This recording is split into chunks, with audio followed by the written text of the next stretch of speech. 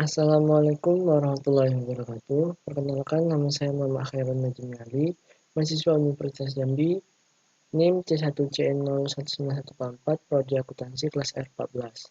Saya akan menyampaikan materi yang berjudul persediaan, yang mana untuk memenuhi tugas mata kuliah akuntansi keuangan menengah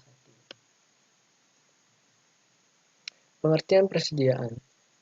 Persediaan merupakan salah satu aset yang penting bagi suatu entitas, baik bagi perusahaan retail, manufaktur, jasa, maupun entitas lainnya.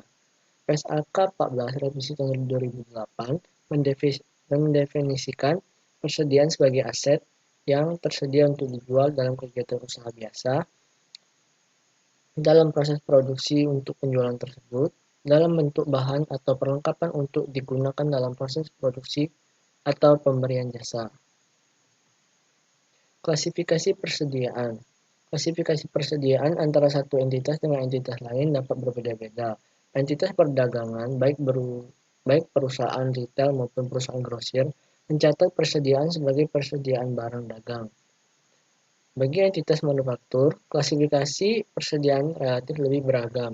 Sedangkan bagi entitas jasa, biasanya jasa yang belum diakui pendapatannya diklasifikasikan sebagai persediaan. Pengukuran persediaan. Salah satu masalah utama terkait persediaan adalah mengukur nilai persediaan tersebut. PSAK 14 Revisi Tahun 2008 menyatakan bahwa persediaan diukur berdasarkan biaya atau nilai realisasi neto yang lebih rendah. 1. Biaya persediaan. Biaya persediaan meliputi semua biaya pembelian, biaya konversi, dan biaya lain yang timbul sampai persediaan berada dalam kondisi dan lokasi saat ini. Yang kedua, sistem pencatatan persediaan dan asumsi arus biaya.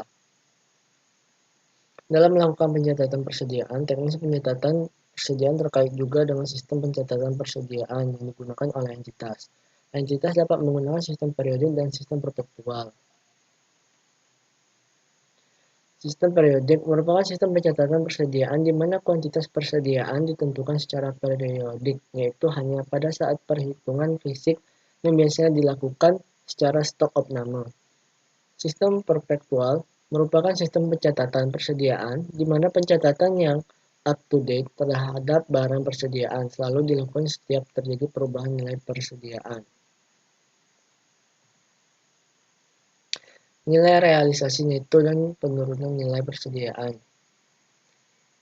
Persediaan diukur berdasarkan nilai yang lebih rendah, antara lain yang berdasarkan biaya dan nilai realisasi neto. Nilai realisasi neto merupakan estimasi harga jual dalam kegiatan usaha biasa dikurangi estimasi biaya penyelesaian dan estimasi biaya yang diperlukan untuk membuat penjualan. Penggunaan metode lain dalam valuasi persediaan.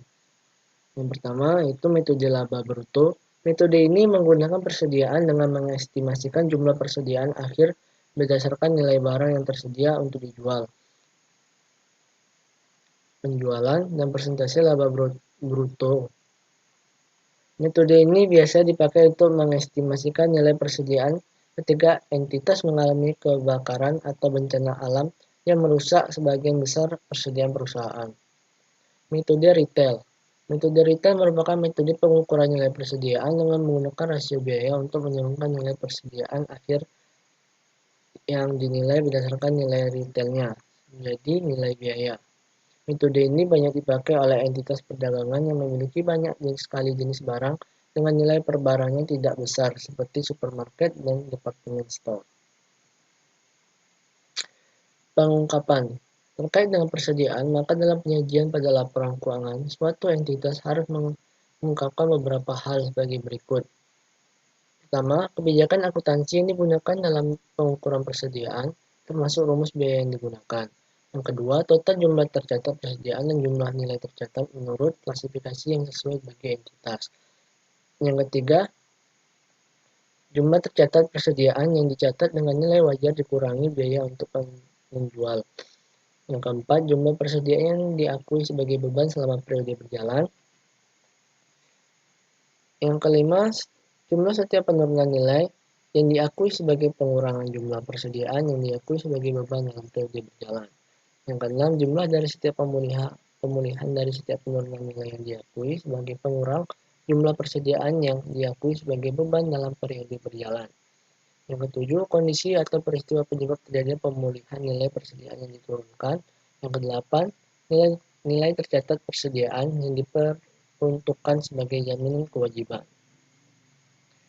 Terima kasih telah menonton video saya. Apabila ada kata-kata yang kurang jelas atau dalam penyebutan kata ada yang salah, mohon dimaafkan. Semoga materi ini bisa memberi manfaat bagi kita semua. Terima kasih. Assalamualaikum warahmatullahi wabarakatuh.